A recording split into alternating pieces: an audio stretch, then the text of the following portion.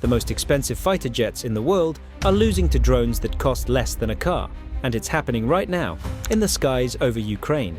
While Moscow pours billions into aircraft and missiles, Ukraine is betting on something money can't buy: ingenuity. These small drones are blinding radars, destroying bases, and rewriting the rules of modern warfare.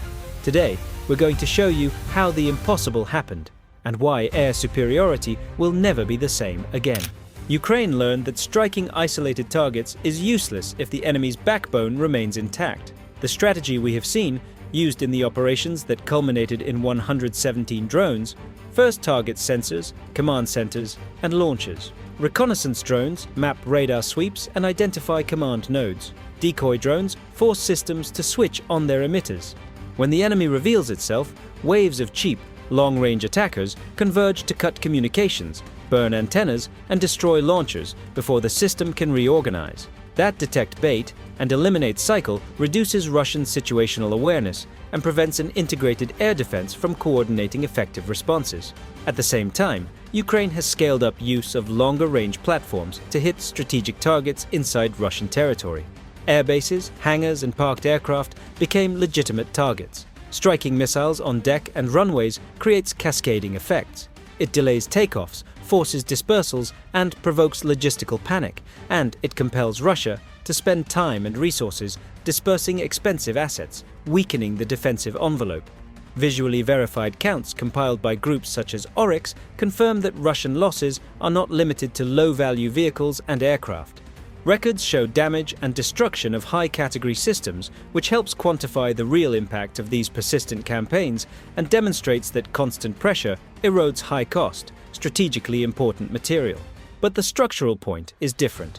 S-400s, S-350s, and modern batteries are formidable against conventional aircraft and missiles, yet they were designed to face larger and more predictable profiles, not distributed swarms of small, cheap targets that saturate trackers and engagement channels. When dozens or hundreds of drones arrive from multiple vectors with reduced signatures, radars drop priority, expensive interceptors are wasted, and the cost per defense explodes compared to the low cost of the attacker. Saturation transforms the cost-effectiveness of war. $1 million interceptors for drones that cost a few thousand. The result is a new form of air warfare, where the advantage belongs to whoever can integrate cheap sensors, improvised engineering, and operational scale. The name Operation Spiderweb emerged behind the scenes of the Ukrainian command and quickly spread across the military world. It was more than an attack.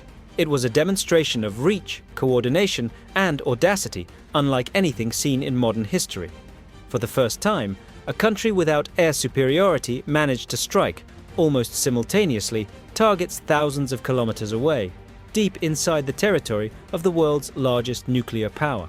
No Allied bombing run in World War II, no American strike in the Gulf, not even Israel's most sophisticated offensives compared in logistical boldness. The operation was designed to prove that Ukraine could do the impossible, breach the most heavily defended airspace on Earth. It all began weeks earlier with a clandestine transport network.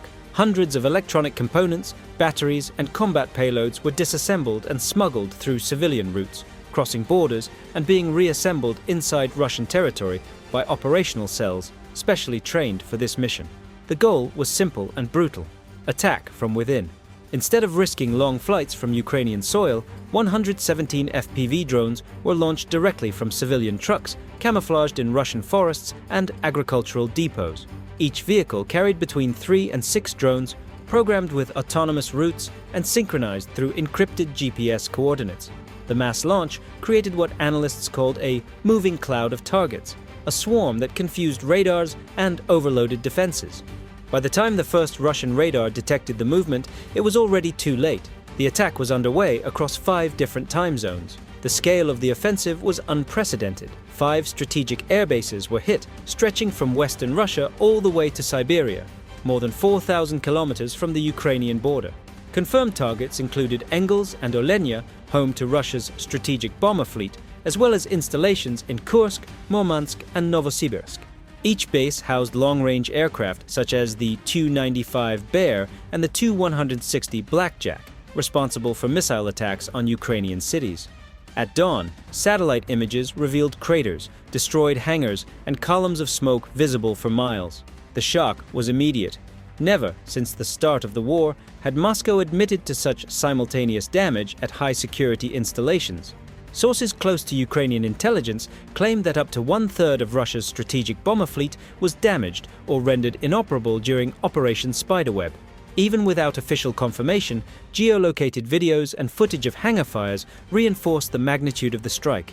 Independent reports indicate that the drones directly hit maintenance areas and fuel depots, precisely the most vulnerable points of any airbase. In a single night, Russia's air power projection suffered a blow that would take months to recover from. But the true impact of the operation goes beyond the numbers. The message was unmistakable. Nowhere is safe. If Ukrainian drones can reach Siberia, then any Russian military installation is within range. This forced Moscow to redeploy dozens of air defense batteries deeper inside its own territory, weakening its front lines and reshaping its entire defense structure. The Russian command, once accustomed to attacking, now had to think about how to defend itself. Ukraine had reversed the strategic roles, turning the invaded nation into the hunter. Operation Spiderweb didn't just destroy valuable assets, it shattered an illusion, the belief that distance and territory still guarantee safety. The strike proved that in the 21st century, wars are no longer won by those who possess the biggest missiles, but by those who understand space, technology, and time. While the world watched the explosions of Operation Spiderweb, a much deeper crisis was already unfolding inside Russia, one that couldn't be hidden by smoke or propaganda. Russia's aerospace industry, once the technological pride inherited from the Soviet Union, has quietly collapsed. Since the start of the war, Western sanctions have struck at the heart of the military-industrial complex. The supply chains, parts, microchips, optical sensors, and composite materials used in fighter jets, helicopters, and missiles simply stopped arriving. Without access to Western components, entire factories were forced to improvise with inferior domestic substitutes. The result has been chronic failures, accidents, and a dramatic drop in the reliability of Russian aircraft. The impact is visible in every hangar and production line. The Kremlin tries to maintain an appearance of normality, but engineers and officers report growing difficulties in keeping the fleet airborne. From advanced fighters like the Su-35 and Su-57 to Tu-95 bombers, all rely on electronic systems originally made outside Russia: American chips, French sensors, German gyroscopes, imported navigation software. Today, those parts must be smuggled in small quantities through neutral countries, making repairs slow and costly. Some aircraft sit grounded for months for lack of a single radar module or even a simple hydraulic actuator. The result is devastating: lower availability, more accidents, and a fleet aging at an accelerated pace. New production no longer offsets the losses. Despite Moscow's optimistic speeches promising hundreds of new fighters per year, the industrial reality tells a different story.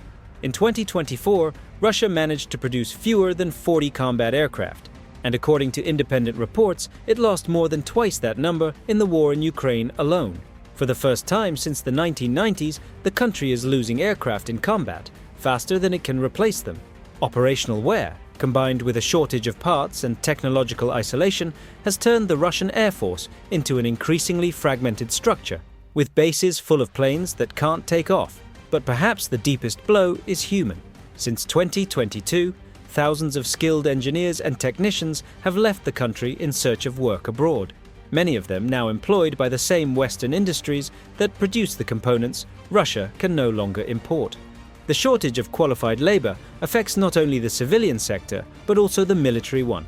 Designers, electricians, and composite materials specialists are in short supply, and those who remain face overwork and budget cuts.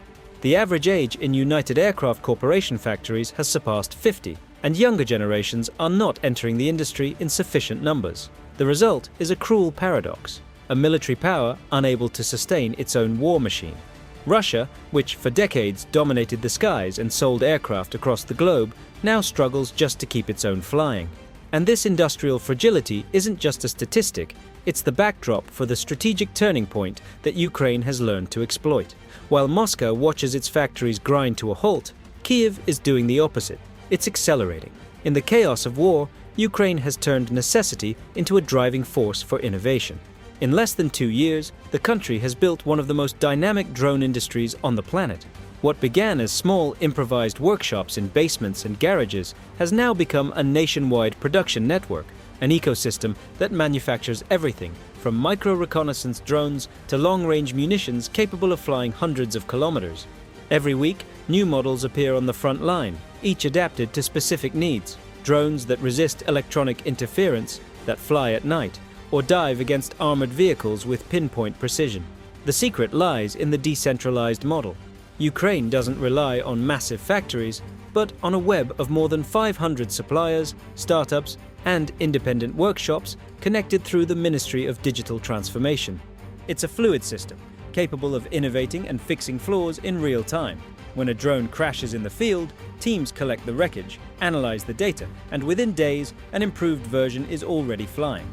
That kind of agility is something no traditional military industry can replicate, and it's exactly what gives Ukraine its edge. The economic contrast is striking. A Ukrainian FPV drone costs between $3,000 and $10,000, while a single Russian S-400 missile can exceed $2 million. Each successful strike is not just a military victory, but a cost-efficiency lesson, destroying million-dollar equipment with something cheaper than a compact car. This is Warfare 2.0, light, low-cost, and intelligent, and the next phase is already underway. Ukraine, now working directly with NATO and European partners, is developing autonomous navigation and artificial intelligence systems for its drones, reducing its reliance on human operators even further. The country that once improvised with civilian parts is now exporting knowledge and defining the future of aerial warfare. And perhaps the most remarkable part, all of it was born from the urgency to survive. The tactics Ukraine has been using are forcing a deep re-evaluation of military doctrines around the world. What was once seen as a tactical anomaly, the massive use of improvised drones, has now become a subject of study in NATO, Beijing, and even Washington military academies. For the first time in decades, generals and strategists are questioning a principle once thought unshakable, that air superiority belongs to whoever has the fastest jets and the most expensive missiles. Ukraine has proven that this paradigm is being replaced by another, one based on saturation, information, and flexibility. The drone war has changed the very concept of air dominance. Today, it's no longer necessary to own the sky. It's enough to deny it to the enemy. A swarm of low-cost drones can achieve what a squadron of fighter jets does: paralyze operations, blind radars, and destroy critical infrastructure.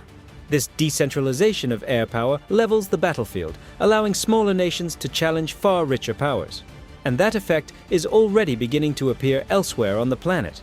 Taiwan, for example, is adopting a similar strategy known as porcupine defense, a combination of autonomous drones, portable missiles, and smart sensors connected through a network. The logic is simple and deadly. Make any invasion so costly and unpredictable that the enemy gives up before even attacking. What Ukraine is testing on the battlefield today is the prototype of future defenses. The impact goes far beyond Eastern Europe. Future wars will not be decided by who has the biggest budget, but by who can innovate faster. Adaptability now matters more than brute strength, and creativity more than the number of tanks. In place of massive arsenals, we see intelligent networks. In place of generals calculating numbers, we see engineers fine-tuning algorithms. Ukraine hasn't just resisted an invasion, it has reinvented the very way wars are fought. Every drone launched, every system hacked, every base struck is a living lesson in how military power is being rewritten before our eyes. The world is watching, studying, and preparing, because what began in the skies over Ukraine won't stop there.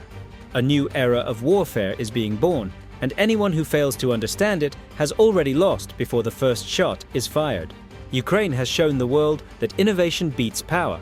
But on the other side, Russia is fighting against time and against its own past. The next video reveals just how far the Kremlin is willing to go to keep its armies standing. Click now on Russia's zombie tanks. Just hit the battlefield, Ukraine couldn't believe this and see how Soviet tanks have returned from storage as true steel zombies. It's right there on the card. Watch now and understand what this desperation reveals about the future of war.